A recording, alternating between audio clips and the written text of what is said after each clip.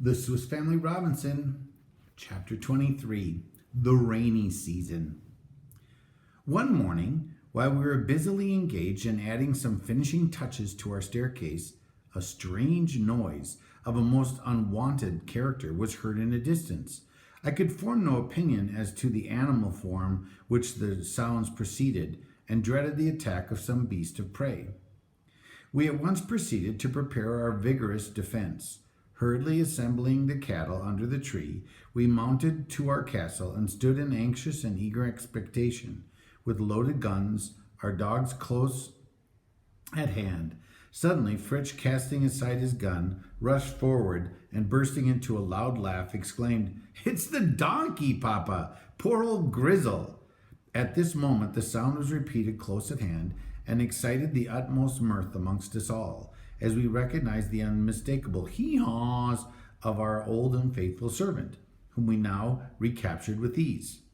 But he was not alone. Close at his side was a magnificent young onager, whose hideous braying had first startled us. Without delay, I set about capturing the beast, and with much difficulty succeeding in passing a slipknot over his head. On feeling the rope tighten, he at once started, and with a backward bound was turning to fly. But the sudden jerk brought him up, and he fell to the ground, as if suffocated, for the rope was choking him. Loosening the cord and replacing it by one of our donkey's halters, I securely fastened him with two long ropes on the roots of a tree, and left him there until hunger should complete his subjection. He, however, made a brave struggle to regain his liberty. Having fettered the forelegs of the donkey, I tethered him beside the onager and left them together. The onager is like a kind of a donkey animal, so they're like together.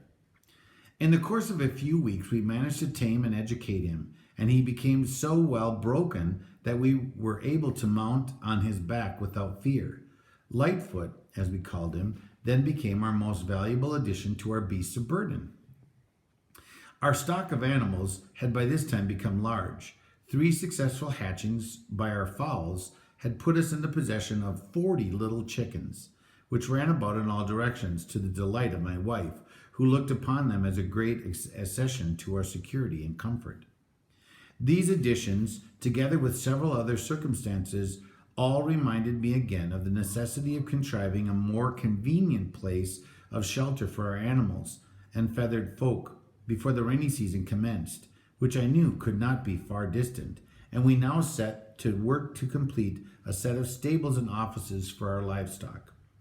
I decided upon covering over the arched roots of the tree and to use the space underneath as a sleeping and roosting place.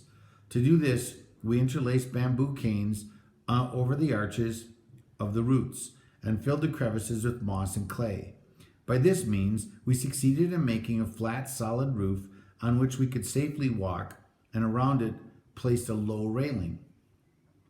Underneath, we divided the space into separate stalls and apartments, and so a poultry yard, hay, and provision loft and storerooms were all united under one roof.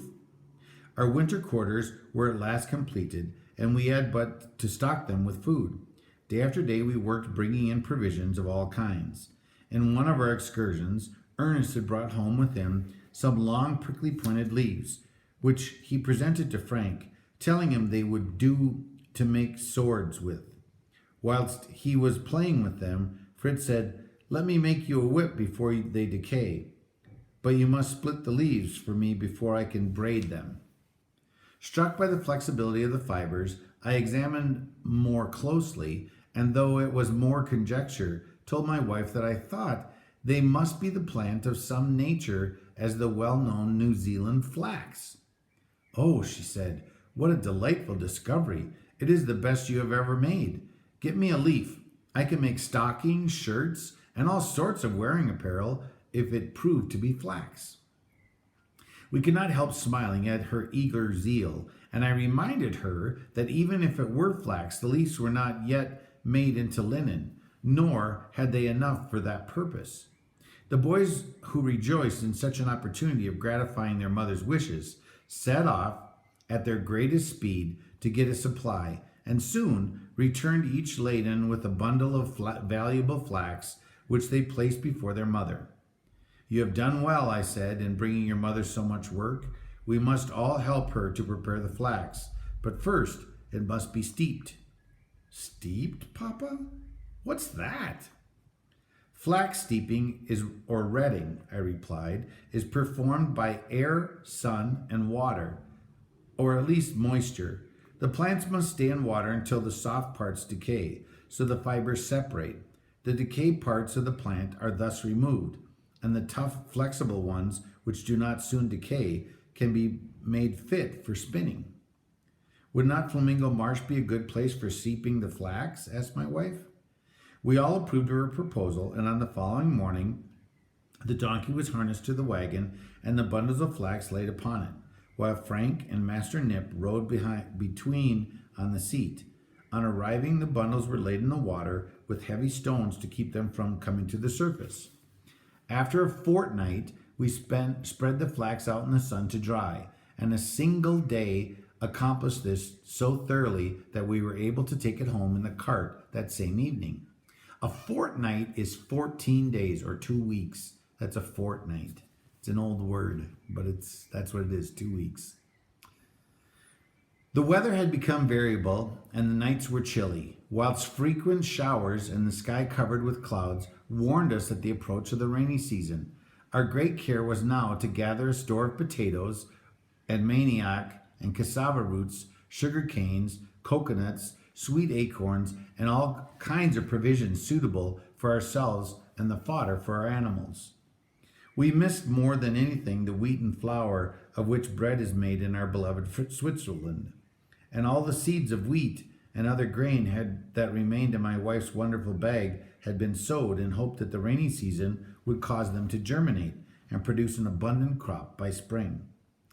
Before our arrangements were quite completed, the first storm came upon us, and the rain fell in torrents day and night.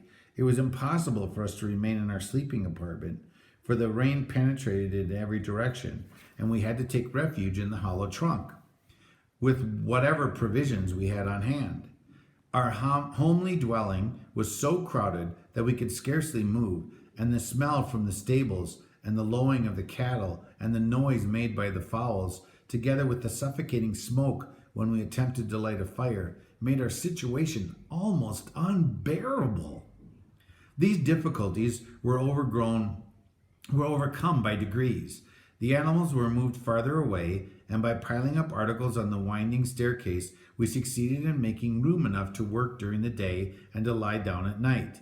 Cooking was dispensed with as far as possible, both to spare us the tormenting smoke and to economize our dried wood in case of colder weather. On the evening of the first day, Fritz and I, in spite of the rain, had to search for animals and bring them to the shelter under the arched roots, as well as to obtain for them the necessary food. Before I slept, I determined to discover some of the means of passing the winter in the weather would enable me to venture out, but no change took place for nearly a week, and during that time we could only subsist on acorns, coconuts, cold meat, and potatoes that we had brought to our retreat. We had hay enough for the animals at present, and a stock of grain for the poultry, and I decided that when we were unable to supply them with sufficient food, they must be turned adrift to forage for themselves. A slight change in the weather gladdened our heart, for it enabled me to make some little improvements in our habitation, and with the little help of Fritz to become a store of provisions and fodder from tent house. The animals being in the spaces under the arched roofs, we had the hollow trunk of our tree to ourselves, and by the time the rainy season really set in, we were becoming reconciled to our position. Fortunately, the winter was not cold and as well as wet. While using our hollow tree as a refuge from the weather, we were still actively employed. Fritz and Jack taught little Francis to read. My wife occupied herself with her needle, while I began to journal on the events of what had occurred since the shipwreck, and the story of our lives in the foreign land. This, however, was regarded as a pastime, and my frequent recourse to the memory of the others, with the questions and discussions that arose from it, gave us all great enjoyment.